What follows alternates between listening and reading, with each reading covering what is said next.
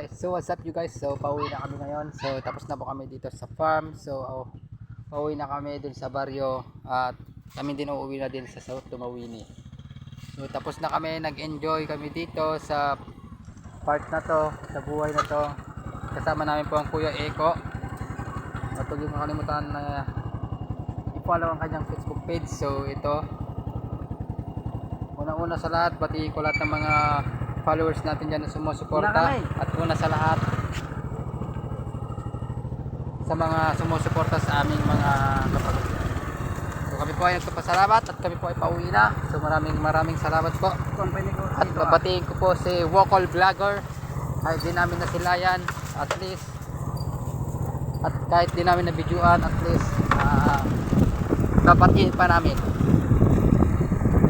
So lahat ng mga vlogger na sa Isabel Sur, binabati ko sa lahat. At vlogger ng Isabela, kahit hindi ko nasabihin yung pangalan.